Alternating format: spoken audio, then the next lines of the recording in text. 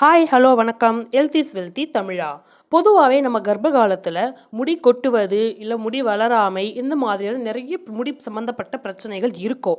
அது எல்லாத்துக்கும் அது ஏன் கொட்டுது, அதுக்கான சொல்யூஷன் என்ன, என்னெல்லாம் பண்ணலாம் அப்படின்றவங்களுடைய எல்லா சந்தேகத்துக்கும் பதில் நாம் இந்த வீடியோவில் பார்க்கலாம்.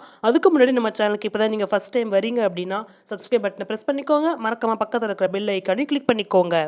முதலாவது பிரெக்னன்சி டைமில் முடி கொட்டுமா அப்படின்னு கேட்டிங்கன்னா கொட்டாது. அப்போ தான் நல்லா வளரும். ஏன் அப்படின்னு கேட்டிங்கன்னா அப்போ சுரக்கக்கூடிய அந்த ஈஸ்ட்ரோஜன் அப்படின்ற ஒரு ஹார்மோன் வந்து முடியை நல்லா இன்னும் க்ரோத்தாக வளர வைக்கிறதுக்கு தான் உதவி பண்ணும். அப்போ எப்போ தான் கொட்டும் அப்படின்னு கேட்டிங்கன்னா மோஸ்ட்டாக ஆஃப்டர் டெலிவரிக்கு அப்புறம் கொட்டும். இரண்டாவது நீங்கள் இந்த மூணாவது நாலாவது அதாவது ஃபஸ்ட்டு செமஸ்டரில் உங்கள் வாமிட் சென்சிங் அதிகமாக இருக்கும். அதனால் உங்களோட போதிய உணவை எடுத்துக்கொள்ள முடியாது. அப்போது உங்களுக்கு முடி கொட்ட வாய்ப்பு இருக்கும். இன்னும் சிலருக்கு பிரெக்னன்சி டைமில் அந்த முடியை கவனிக்கிறதுக்கு டைமும் இருக்காது. அதுக்காக அவங்களுடைய ரொம்ப எனர்ஜி வேஸ்ட் பண்ணுவோம். அவங்களுடைய உடம்புல ஸ்ட்ரென்த் இருக்காது. ஸோ அப்படி இருக்க அந்த பராமரிப்பு குறைந்ததுனால இந்த முடி கொட்டுவதான பிரச்சனை ஏற்படுது. கர்ப்பமாக இருக்கும்போது கருவில் இருக்கிற குழந்தைங்களுக்கு எல்லா பாகங்களும் புதியதாக உருவாகும். ஸோ அந்த தாய்க்கு அதிக அளவில் சத்து தேவைப்படுகிறது. எனவே தாயினுடைய உடலில் உள்ள எல்லா சத்துக்களும் கர்ப்ப காலத்தில் குழந்தைக்கு போகும். இதனால் சத்து குறைபாடு ஏற்படும். நல்ல ஆதாரமான ஊட்டச்சத்து நிறைந்த உணவாக தாய்மார்கள் கர்ப்பிணி பெண்கள் எடுத்துக்கணும்.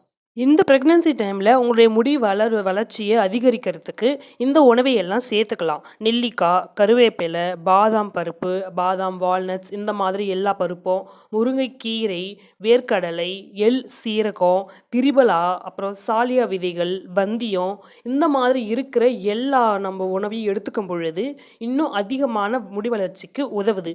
அது மட்டும் இல்லாமல் பிரசவ டைமில் இல்லை பிரசவத்துக்கு அப்புறம் உங்களோட முடியை நீங்கள் கம்பல்சரி பராமரித்தே ஆகணும். ஏன் அப்படின்னா அப்போ உங்களுடைய இன்னும் அதிகமான சத்துக்கள் எல்லாம் இழக்கப்படுவீங்க டெலிவரி ஆகிறப்போ. ஸோ உங்களுக்கு அப்போ அந்த முடியை ஹேர் க்ரோத் பண்ணணும், பராமரிக்கணும் என்ற எண்ணம் வராது. அப்போ நீங்கள் முடியை பராமரித்தா மட்டும்தான் அந்த முடி கொட்டுதல் பிரச்சனையிலிருந்து உங்களால் வெளிவர முடியும்.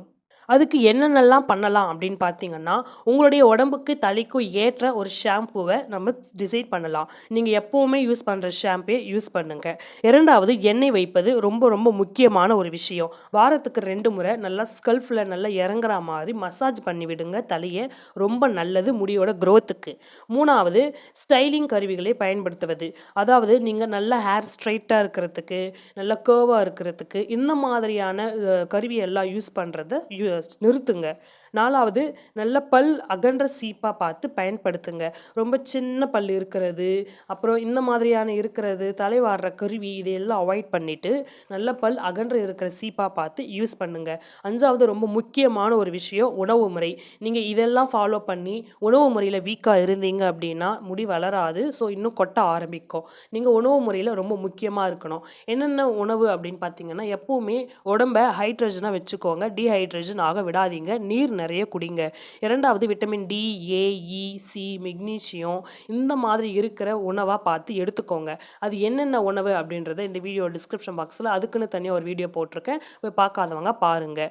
அதுக்கப்புறம் கருவேப்பிலை, முருங்கையில, நெல்லிக்காய், கொத்தமல்லி இந்த மாதிரியான இருக்கிற கீரை வகைகளையும் பச்சை இலையும் பார்த்து இருக்கிற காய்கறியாக எடுத்துக்கலாம். 4வது சரியாக 8 to 10 hours நல்ல ஒரு நிம்மதியான சுத்தமான தலையணை உள்ள உரையாக பார்த்து படுத்து தூங்கணும்.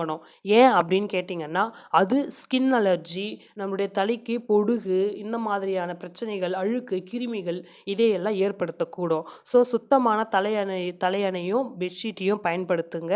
இந்த உணவு முறை எல்லாத்தையுமே ஃபாலோ பண்ணுங்க. ஸோ இதையெல்லாம் நீங்கள் ஆஃப்டர் டெலிவரிக்கு அப்புறம் ப்ரெக்னன்சி டைம்லையும் நீங்கள் தலையை கவனிச்சுட்டு வந்தீங்கன்னா உங்களுக்கு இந்த முடி கொட்டுற பிரச்சனை இருக்கவே இருக்காது. ஏதாவது டவுட் அப்படின்னா கமெண்ட் பாக்ஸில் கமெண்ட் பண்ணுங்கள். நான் உங்களை அடுத்த வீடியோவில் சந்திக்கிறேன். டாட்டா, பாய் பாய். இந்த வீடியோ பிடிச்சதை லைக் பண்ணுங்கள், ஷேர் பண்ணுங்கள்.